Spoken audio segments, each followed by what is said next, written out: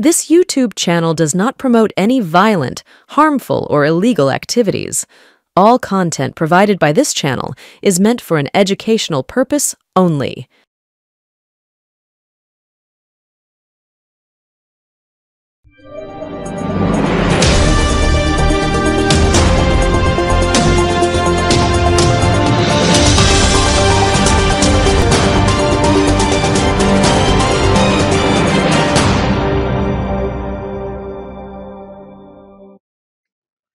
স্বাগতম, নমস্কার, আসসালামু আলাইকুম।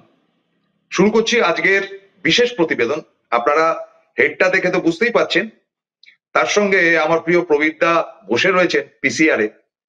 হাই প্রবীরদা, সাবজেক্ট ইজ কমপ্লিটলি ইয়োর। আপনার বিষয়, আপনি করলে অনেক ভালো হতো, কারণ এটা নিয়ে আপনি 2001 থেকে লড়ে যাচ্ছেন, করতে করতে করতে করতে আজকে এই জায়গাটাতে এসে এই একটা চ্যানেল করতে পেরেছেন। দেখুন, আপনাদের কাছে বিষয়টা যেটা নিয়ে যাচ্ছি, ডিজিটালে পিছিয়ে তৃণমূল বা পিছিয়ে তৃণমূল, দুটোর মধ্যে যে কোনো একটা। কেন হঠাৎ করে এরকম একটা বিষয় ধরতে হলো? আমি বলেছি, প্রবীরবাবু বলেছেন যে 230-35 ডেফিনিট করে, এবং মমতা বন্দ্যোপাধ্যায়ও বলেছেন যে আমরা 2/3 আসন নিয়ে জিতে আসবো। যে কোনো নির্বাচনের আগে কতগুলো স্ট্র্যাটেজি থাকে, তার মধ্যে এটা একটা স্ট্র্যাটেজি। হ্যাঁ, বাস্তব ঘটনা হচ্ছে যে মমতা বন্দ্যোপাধ্যায় ডেফিনেটলি জিতছেন, এবং এটার জন্য সেফোলজিস্টের কোনো প্রয়োজন নেই। সেফোলজিস্টরা সেফোলজিস্টদের কাজ করবেন, কিন্তু দিনের শেষে সেটাই আসবে। কারণ আমি যেটা দেখতে পেলাম যে একেবারে ঘোরতর তৃণমূল বিরোধী যে ইউটিউব গুলো রয়েছে, তারাও পর্যন্ত বলেছে যে সামহাও তৃণমূল এগিয়ে রয়েছে, এবং যাচ্ছে তাই অবস্থা। বিজেপির নিজেদের মধ্যে অন্তর্কলহ ইত্যাদি ইত্যাদি থাকার ফলে তাদের কোনো স্ট্র্যাটেজিক্যাল পজিশনই নেই। সেগুলো তো কথার কথা। একটা ভোটে আমি যদি বলি যে হ্যাঁ, এটার সঙ্গে তুলনা করছি না, কারণ তৃণমূল এতটাই এগিয়ে রয়েছে, এত স্ট্রং টিম, যে তাদের পক্ষে হারাটা খুব ডিফিকাল্ট ব্যাপার। অনেকটা অস্ট্রেলিয়ার সঙ্গে বাংলাদেশের খেলা হলে যা হয়। কিন্তু এটা ভুলে গেলে চলবে না যে বাংলাদেশও কিন্তু অস্ট্রেলিয়াকে হারিয়েছিল। সুতরাং কি কি স্ট্র্যাটেজি হতে পারে? স্ট্র্যাটেজি নাম্বার 1, যে সংগঠনকে সাজানো তৃণমূলের আছে। স্ট্র্যাটেজি নাম্বার 2, দলের মুখ মমতা বন্দ্যোপাধ্যায়, তিনি প্রচার করবেন একেবারে আলিপুরদুয়ার থেকে সুন্দরবন অব্দি প্রত্যেকটি জায়গায়, এবং পার্ট পার্ট করে ভোট হবে। আপনারা দেখবেন 6টা-7টা জায়গাতে 2026-এ। এবং স্ট্র্যাটেজি নাম্বার 3, যেটা আজকের দিনে অত্যাধুনিক এবং ভীষণ জরুরি, সেটা হচ্ছে ডিজিটাল ওয়ার্ল্ডে প্রচার।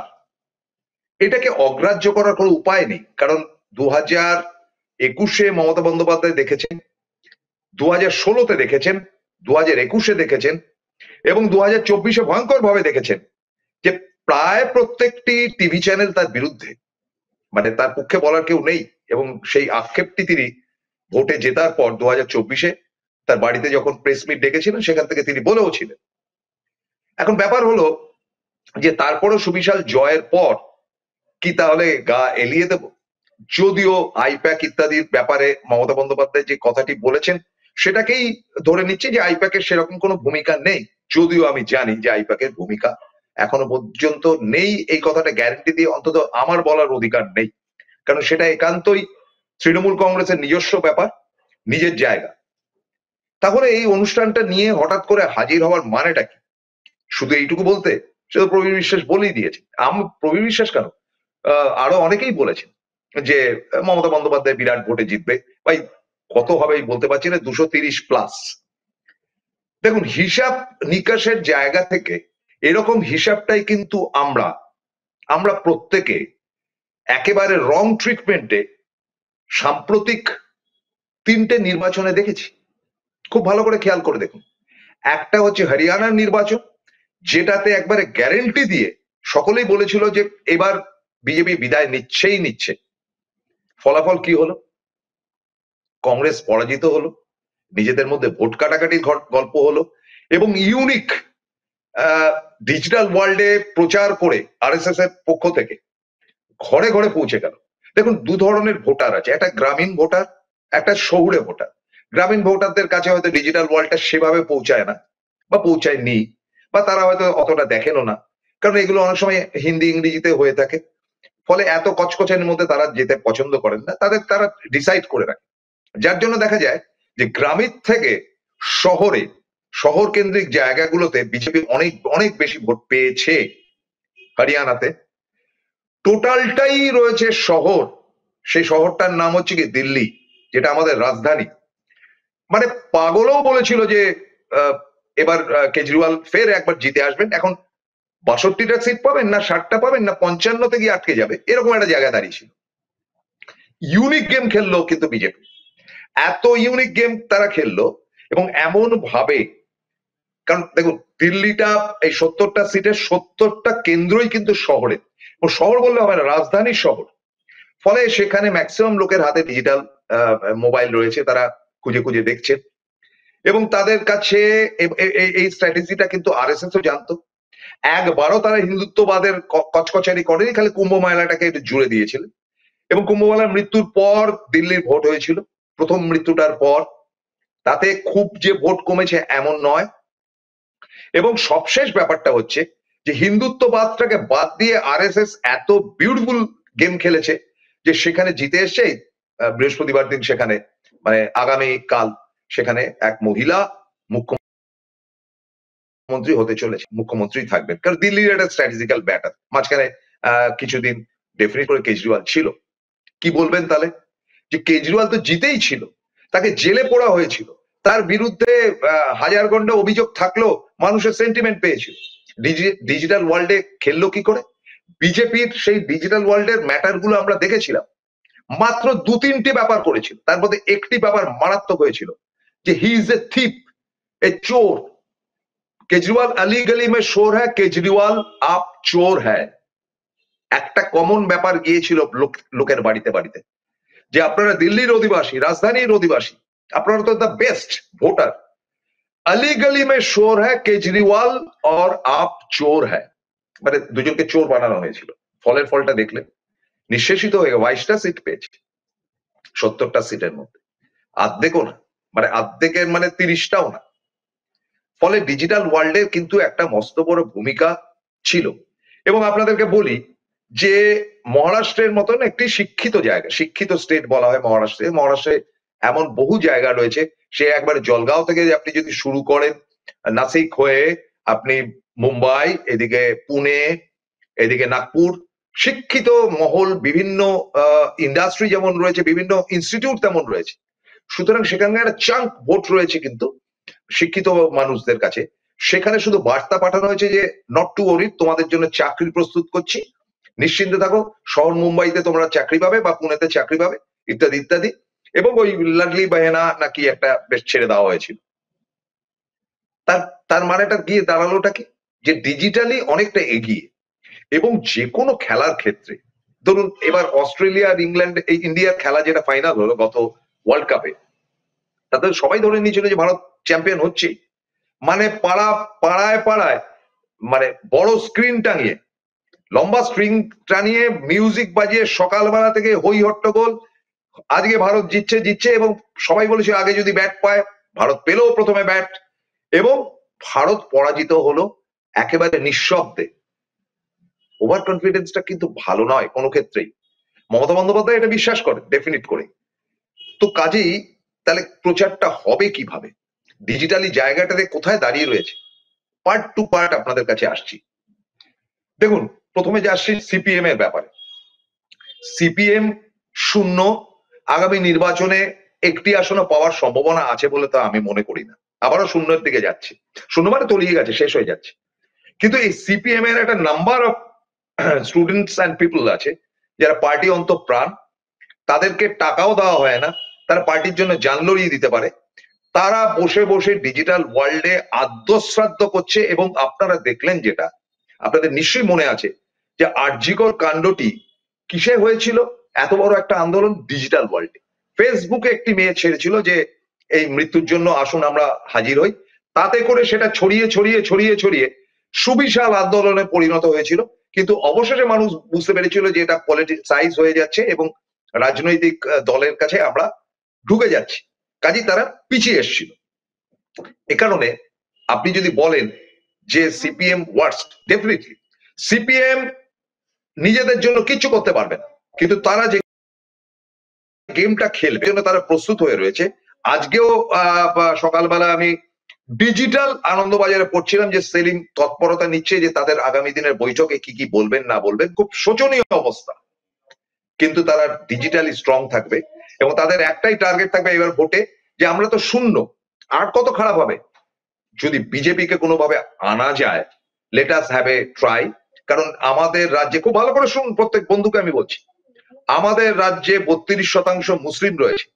কোন রকমে যদি বিজেপিকে আনা যায়, পরের নির্বাচনে তৃণমূল বলে আর কোনো পার্টি থাকবে না, তখন এই 32% ভোট আমাদের হবে। সিপিএম এর স্ট্র্যাটেজিটা দেখুন, তারা কিন্তু 2026কে টার্গেট করছে না। দর্শক বন্ধু, আপনারা আপনাদের কমেন্ট দেবেন, তারা টার্গেট করছে 2031কে। তখন সেলিম বেঁচে থাকবে কি আমি বেঁচে থাকবো জানি না। 2031কে তারা টার্গেট করছে। তারা বলছে যে সামহাউ 2026-এ বিজেপিকে প্রভূত ভোট পাইয়ে দিয়ে, স্পেশালি হিন্দু ভোট পাইয়ে দিয়ে তাদেরকে জিতিয়ে আনার পর তারা 5 বছর রাজত্ব করুক। এর মধ্যে বহু ঘটনা ঘটবে, কিন্তু মুসলিম ভোটটা তৃণমূল পাবে। তৃণমূল যদি হেরে যায় কোন রকমে, তাহলে তৃণমূলের আর অস্তিত্ব থাকবে না। তখন সিপিএম চিরকালের পার্টি, শতবর্ষে পড়েছে হেনা তানা। সুতরাং সেই ভোটটা তখন আমরা 2031-এ গিয়ে পাবো এবং কিছু হিন্দু ভোটও আমরা ওখান থেকে বার করে নিতে পারবো। আপনাদের আশা করি মগজে ঢুকলো, তৃণমূল সমর্থকদের মগজে ঢুকলো কি তড়িঘড়ি এই অনুষ্ঠানটা করতে বসেছি কেন? মারাত্মক কথা বললাম, কতটুকু বুঝলেন জানি না। যে সিপিএম ডিসাইড করেছে 2026-এ আরো যা শতাংশ তাদের ভোট রয়েছে সেটা বিজেপিকে পাইয়ে দেবে, যাতে করে বিজেপি জিততে পারে। এবং বিজেপি জিতে ক্ষমতায় আসার পর 2031-এ মুসলিমের সংখ্যা তখন আরো বেড়ে যাবে, তখন 32টা 35%-এ গিয়ে দাঁড়াবে। তখন সে 35% ভোটটাকে ক্যাপচার করে সিপিএম, তখন তারা লড়াই করবে এবং হিন্দু ভোট 10% টানতে পারলেই গুড এনাফ। ফলে এই স্ট্র্যাটেজিতে তারা কিন্তু বিজেপিকে এবার ভোট পাইয়ে দেবে। সেটা তারা ডিজিটালি লোকের বাড়িতে বাড়িতে পৌঁছে যাবার প্রস্তুতি রয়েছে, আমি জানিয়ে দিলাম। Source, big source. আর বাকি এই মুহূর্তে ভারতবর্ষের সেরা ডিজিটাল ওয়ার্ল্ডে রয়েছে, যেটা দিয়ে প্রবীর বাবু গতকাল সকালবেলা অনুষ্ঠানও করেছেন। তাদের মানে ভিউ দেখলে মাথা খারাপ হয়ে যেতে হয়। এলে বেলে দুয়ানি চানানি, কথা বলতে পারে না, জিভ আটকে যায়, আচ্ছা বাচ্চা বাচ্চা করে কথা বলে। তাদের ভিউ কি 2 লক্ষ, 2.5 লক্ষ, 3 লক্ষ ভিউ এক একটা। এই যে আমাদের লাইভ অনুষ্ঠান যাচ্ছে তার ভিউ। সেখানে তৃণমূল কোথায়? তৃণমূল কি কোনো প্রয়োজন নেই? তারা কি ঘুমিয়ে আছেন, নাকি তারা চাইছেন না? বলবো মারাত্মক কিছু কথা, কিন্তু তার আগে নিয়ে নিচ্ছে ছোট্ট একটা বিরতি। বিরতির পর ফিরে এসে আবার শুরু করছি আমার কথা। Found Kolkata's first ever sweet shop serving so unique items like Dab Malai Curry, Motichur Truffle, Gajor Borfi, Dab Kalakand, and I had to try them. শুধু তাই নয়, শক্তিগড়ের ল্যাংচা, বর্ধমানের সীতাভোগ, মালদার পোস্তকদম, বহরমপুরের ছানা বড়া, এগুলো সবকিছু খেতে হলে আর এত দূরে যেতে হবে না। সুন্দরিনী ন্যাচারালসে পেয়ে যাবে পশ্চিমবঙ্গের বিখ্যাত 10টা জেলার মিষ্টি all under the same roof. এদের বেস্ট সেলার্স কচি ডাবের শাঁস দিয়ে বানানো ডাব মালাইকারি আর কলা পাতায় মোড়া গুড়ের সন্দেশ পাতুরি আর আ মাস্ট ট্রাই।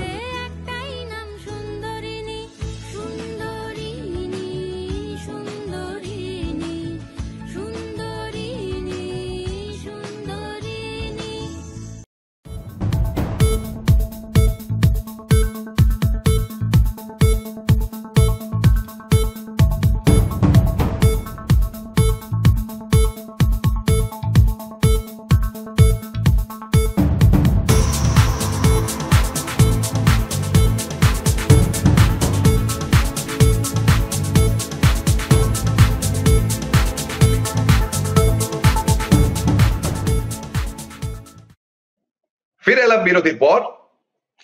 এবার যে জিনিসটা আমি বলছিলাম এতক্ষণ ধরে, সেটা হচ্ছে যে এই ডিজিটাল ওয়ার্ল্ডে তৃণমূল কোথায় দাঁড়িয়ে। আপনাদের অত্যন্ত বেদনার সঙ্গে বলছি যে এই বিষয়টি কিন্তু অভিষেক বন্দ্যোপাধ্যায় খুব ভালো বুঝেছিলেন। এই বিষয়ে কিন্তু মমতা বন্দ্যোপাধ্যায় বারংবার বলেছেন যে ডিজিটাল ওয়ার্ল্ডকে আমাদের বা ডিজিটালকে আমাদের আরো স্ট্রং করা দরকার। কারণ মমতা বন্দ্যোপাধ্যায় খুব ভালো বোঝেন যে এই একটা জায়গা যেখানে উস্কানি চূড়ান্ত দেওয়া হয় উস্কানির জায়গা থেকে। ফলে তিনি প্রস্তুতি কিন্তু সেইভাবে নিয়েছেন এবং দলের বিভিন্ন মহলে অনুরোধ করেছেন বড়জোর। কিন্তু এত দুর্বল ডিজিটাল বা আইটি সেল তৃণমূলের কল্পনা করা যায় না। একটা কমিটি হয়েছিল, দেবাংশু ভট্টাচার্য আমার সন্তান সম, তিনি দায়িত্ব নিয়েছিলেন, কিন্তু আলটিমেটলি কি হলো? আমি দেবাংশুকে দোষ দিচ্ছি না, বা হয়তো দোষ দিতে পারি। ঘটনাচক্রে যেটা দাঁড়ালো, ডিজিটাল ওয়ার্ল্ড বা যারা এই তথাকথিত ফেসবুক, ইউটিউব ইত্যাদি ইত্যাদিতে যারা রয়েছে, মানে কি বলে তৃণমূল কংগ্রেসের, তাদের কি জানেন তো, বড় লোকের বখাটে ছেলের মতন তাদের অবস্থা। ও বাবার পয়সা আছে, ও যা আবার হয়ে যাবে, ও ঠিক আছে, কোনো ব্যাপার না, আমার বাপের পয়সা আছে। কিংবা ক্লাসের মস্তান ছেলে, সে বলো পরীক্ষা যাই দিন না, পাস তো করে যাবো, আর টিচার আমার ধরা রয়েছে। আমাদের তৃণমূলের সমর্থকদের অবস্থা এই ডিজিটাল ওয়ার্ল্ডে ওই। কেউ কিছু মনে করবে না, মনে করলেও কিছু করার নেই, কারণ একদিন আমাকে ক্রুদ্ধ হতেই হবে। কি সেটা? যে তাদের এই ডিজিটাল ওয়ার্ল্ডে কে আছে যারা তাদের হয়ে প্রচারটা করছে। অ্যাজ সাচ আমি দেখেছি যে অন্তত ডিজিটালি না হোক, প্রত্যেকদিন প্রায় পালা করে বাইট দিচ্ছেন তার নাম কুণাল ঘোষ, নিয়মিত। এবং কুণাল বাবু নিয়মিত প্রত্যেক দিনের খবরটা বলছেন, এবং আরজিকর কাণ্ডে কুণালের ভূমিকা অসাধারণ, অসামান্য। এবং কুণাল বাবু নিজেও সেটা বলেছেন যে আপনারাও সঙ্গে ছিলেন, পার্ট টু পার্ট তার সঙ্গে আমার কথা হয়েছে। কিন্তু আমরা তো তৃণমূলের মুখপাত্র, তৃণমূল মনেও করে না যে আমরা তাদের মুখপাত্র। ভালোবাসি দিদিকে, আমরা হই হই করে করছি, সেটা কোনো একটা গ্রুপ নয়। সেটা যদি গ্রুপ হতো তাহলে এই অনুষ্ঠান করার প্রয়োজন হতো না। আর কে আছে? আর কেউ করছে, রিজু দত্ত করছে, আর আপনার ওই অরূপ চক্রবর্তী করছে, এরকম 2-4 জন করছে। সুবিশাল পপুলারিটি হচ্ছে না কিন্তু তাদের। আই এম ভেরি সরি, অরূপকেও বলছি, রিজুকেও বলছি, কেন হচ্ছে না জানেন তো? এগুলো শেয়ার হচ্ছে না বলে। সে শিক্ষাটা কিন্তু আইটি সেল এদেরকে দেয়নি। কারণ এদের একটা ধারণা, ও মমতা বন্দ্যোপাধ্যায় ঠিক ভোটের আগে একদম প্ল্যান করে থাকবে, ভবানীপুর বাদ দিয়ে প্রত্যেকটা জায়গায় তিনি গিয়ে ঝাঁঝালো ভাষণ দেবেন। এটা মমতা বন্দ্যোপাধ্যায় উত্তর থেকে দক্ষিণে আসবেন, অর্থাৎ আলিপুরদুয়ার থেকে ধীরে ধীরে তিনি সুন্দরবনের দিকে আসবেন, মেদিনীপুর করে। আর অভিষেক বন্দ্যোপাধ্যায় নিচের থেকে ওপরে যাবে। এটা ব্যাস, এই দুজনে গিয়ে ভাষণ দিলেই আমরা জিতে যাব। হ্যাঁ, সেটা প্র্যাকটিক্যাল, সেটা লোকসভাতে সেটার জায়গাটা আমরা দেখতে পেয়েছি। কিন্তু এখানে প্রশ্ন, আচ্ছা এতই যদি কনফিডেন্স, তাহলে 42টা আসনের মধ্যে মাত্র 30টা কেন, 12টা কেন বেরিয়ে গেল? 30টা মানে কংগ্রেসকে নিয়ে বলছি, ওটা মমতা বন্দ্যোপাধ্যায় গিফট ছিল। কেন তাহলে 12টা বেরিয়ে গেল? এই 12টা মানে হচ্ছে কি 7-12 84। গতবারে পেয়েছিল 77, তাহলে তো এখানে 84 হয়ে যাচ্ছে। 7টা করে বিধানসভা যদি ধরা যায়, তাহলে 84টা আসন হয়ে যাচ্ছে। এই 84টা বাড়তে পারে কি? কে বলতে পারে? প্রতিদিন যেভাবে পথ পরিবর্তন করা হচ্ছে, সেখানে বাড়তে তো পারে, বাড়ার তো সম্ভাবনা রয়েছে। তাহলে কি করা যায়? দেখুন, একটা কথা বলছি, যে ফেসবুকে কেউ কোনো একটা পোস্ট করলে তাতে লাইক কমেন্ট ইত্যাদি দেওয়ার ব্যাপারে কেউ উৎসাহী না, মানে শেখায়নি সেই জন্য করে দেয় না। প্রত্যেকে নিজের নিজের একটা করে করবার চেষ্টা করছে। আচ্ছা, কারেন্ট অ্যাফেয়ার্স কি? কুম্ভ মেলা কি হয়েছে? কুম্ভ মেলাতে এতগুলো লোক মারা গেছে, এবং গত পরশুদিন বিধানসভায় সেটা নিয়ে মমতা বন্দ্যোপাধ্যায় খোলাখুলি বলেছে যে কুম্ভ মেলাকে আমি রেসপেক্ট করি, মা গঙ্গাকে আমি শ্রদ্ধা করি, কিন্তু এরকম আনপ্ল্যান্ড ওয়ে দিয়ে, এরকম আনপ্ল্যান্ড দিয়ে এতগুলো লোকের মৃত্যুর দায় কে নেবে? তো মৃত কুম্ভের ব্যাপার হয়ে গেছে। সঙ্গে সঙ্গে বিজেপির সভাপতি সেটাকে ক্যাপচার করেছে, এবং তিনি সেটাকে ইউটিউবের মাধ্যমে, সরি ডিজিটালি তিনি ছড়িয়ে দেওয়ার চেষ্টা করছেন। দেখেছেন, হিন্দু ধর্মকে খাটো করার চেষ্টা করছে মমতা বন্দ্যোপাধ্যায়। ফলে a lot of reasons are there, এটা নিয়ে বলার কিছু নেই। এবং এটাও বাস্তব যে কুম্ভ মেলা সেন্টিমেন্টাল হলে মৃত্যুটাকে তো আমাদের ধরতেই হবে। নেক্সট থিং, যে এটা গেল পার্ট 1। পার্ট 2টা হচ্ছে যে বিধানসভায় যে ঘটনাটি ঘটলো, বিধানসভায় সরাসরি শুভেন্দু অধিকারী সন্ত্রাসবাদীদের দল এবং তৃণমূল সন্ত্রাসবাদীদের ধরছে। তো এই যে দুটো কথা হলো, দুটোর উত্তর দিলেন মমতা বন্দ্যোপাধ্যায়, এবং দুটিকেই কিন্তু সোশ্যাল নেটওয়ার্কে ইউনিক ভাবে ছাড়লো বিজেপি। আপনারা খুঁজে দেখতে পারেন তৃণমূলের ভূমিকা কোথায়, তাদের পজিশন কি? জিরো, লাড্ডু। ওই কুণাল ঘোষ একটু কিছু হলো, আর এই অরূপ বা রিজুর মতন ছেলেরা, যারা সব মিলিয়ে 5 থেকে 10,000 ভিউ করেছে। আর তারা কত করছে? সব মিলিয়ে অন্তত 30 লাখ ভিউ করছে, 30-30 lakhs। অর্থাৎ শহরের লোককে তাতিয়ে দিতে পারছি। তো সেটা তৃণমূল পারছে না কেন? এদিকে নজর নেই কেন দলের? দলের দায়িত্বে কারা রয়েছেন? আমি যতদূর শুনেছি যে অরূপ বিশ্বাসকে অনেকটাই দায়িত্ব দেওয়া হয়েছে এবং অরূপ বিশ্বাস বলেছেন যে প্রত্যেকটা জায়গা থেকে ৩ জন করে নাম পাঠাও ইত্যাদি ইত্যাদি। সেটা তো দলের ব্যাপার। অরূপও করিতকর্মা ছেলে, তার ব্যাপারে আমার কিছু বলার নেই। আমার অত্যন্ত ঘনিষ্ঠ, আমি কিছু বললে বলবে যে ও তো অরূপের বন্ধু। হ্যাঁ বন্ধু, সুতরাং এই ব্যাপারে তো আমি মুখ খুলছি না। সাংগঠনিক ব্যাপারে বা বিভিন্ন টিভি চ্যানেলে কারা যাবে কারা বসবে অরূপ ঠিক করতেই পারে, বা কুণাল বাবু বসে ঠিক করতেই পারে। তো সেটা নিয়ে তো আমার বলার কিছু নেই। আমার বক্তব্যটা হচ্ছে যে লোকে ঘরে বসে মোবাইলটা খুললে যে ভয়ঙ্কর ভয়ঙ্কর জিনিসগুলো পাবে এবার ভোটে, যেটার একটা প্রস্তুতিকরণ হয়ে গেছে। আপনারা তো জানেন যে মানে এতদিন ধরে আরএসএস প্রধানকে আমি বাংলায় থাকতে দেখিনি, মোহন ভাগবতকে। কিছু তো একটা প্ল্যান প্রোগ্রাম তারও রয়েছে, এটা ভুলে গেলে চলবে কেন? এবং মোহন ভাগবতরা নিজেরা দায়িত্ব নিয়েছিলেন বলে এই ৩টে রাজ্যেতে একবার ধূলিসাৎ করে দিয়েছে বিজেপিকে, এই ইয়েকে, বিরোধীদের। বিজেপি সেখানে মস্তি লড়ে গেছে এবং এর মধ্যে অন্তত 30% ভোট, টোটাল ভোটের ৩টে রাজ্যে 30% ভোট ডিজিটাল ওয়ার্ল্ড থেকে এসছে বিজেপির। আমাদের পশ্চিমবঙ্গ কোথায় দাঁড়িয়ে? এই প্রবীর বিশ্বাস বলুন, অনিকেত চট্টোপাধ্যায় বলুন, দীপক ব্যাপারী বলুন, এরা সরাসরি কেউ রাজনৈতিক লোক না, এরা সত্যিটা তুলে ধরেন বলে সেটা তৃণমূলের পক্ষে যায়, তৃণমূলের পক্ষে যায়। আমার কথা বাদ দিন, আমি ওই তৃণমূল মার খাই, আমি বিরোধিতা কিছু করি না, এটা আমার অপরাধ। কিন্তু এরা তো করছেন, এরা দেখাচ্ছেন বাস্তবটা এবং সত্যিটা তুলে ধরছেন, সেটা ইন ফেভার অফ তৃণমূল যাচ্ছে। কিন্তু আমরা তো কেউই তৃণমূলের লাইসেন্স প্রাপ্ত কেউ নই। আমাদের মনে হয়েছে আমরা দলটাকে ভালোবাসি, আমাদের মনে হয়েছে যে পশ্চিমবঙ্গে মমতা বন্দ্যোপাধ্যায় থাকা উচিত, আমাদের মনে হয়েছে যে গোড়া হিন্দুত্ববাদ এসে আমার পাশের বাড়ির রহিমকে কিংবা ওসমানকে খাটো করবে বা বিপদে পড়বে, আমরা লড়ে যাচ্ছি। তো সেই লড়ার তো একটা শেষ আছে। তো সেই জায়গাটা থেকে আমি অবশ্যই বলবো, দেখুন একটা পোস্ট ছাড়া হয়েছে প্রবীর বাবুর বিরুদ্ধে, যে তিনি কেন বিরোধিতার কথা বলছেন। প্রবীর বাবু কি দায় নিয়ে বসে আছে যে সবসময় দলের হয়ে কথা বলতে হবে? প্রসূন গুপ্ত নিয়ে বসে আছে, ছেড়ে দিন। তিনি যেটা সত্যি সেটা নিয়ে সমালোচনা করেছেন, করবার অধিকার, সেটা যদি না থাকে তাহলে প্রবীর বিশ্বাসের মেরুদণ্ড নেই। দীপক ব্যাপারী নাকি খুব হিন্দুদের বিরুদ্ধে কথা বলছে, বলতেই পারে, ক্ষতিটা কি আছে? রং হিন্দুত্ববাদের বিরুদ্ধে বলছে। অনিকেত চট্টোপাধ্যায় সব থেকে ভালো বক্তা, অনেক বক্তার থেকে, কিন্তু তার সমস্যাটা কি হচ্ছে? তার ভিউটা পাচ্ছে না। কেন পাচ্ছে না? কারণ তৃণমূলের এই সদস্য বলুন, নেতা বলুন, একজন নেতাও তো শেয়ার করলে কয়েক হাজার ভিউ বাড়ে, কারণ তাদের তো একটা প্যারামিটার আছে, হচ্ছে না। ফলে আমি অত্যন্ত দুঃখের সঙ্গে সরাসরি দলনেত্রী, রাজ্যের মুখ্যমন্ত্রী এবং মাননীয় দিদির কাছে বলতে চাই যে আপনি জিতবেন, ডেফিনেটলি জিতবেন, কেউ রুখতে পারবেন, কিন্তু ভালোটা কেন ধরবেন না? বেস্ট পসিবল ব্যাপারটা কেন ধরবেন না?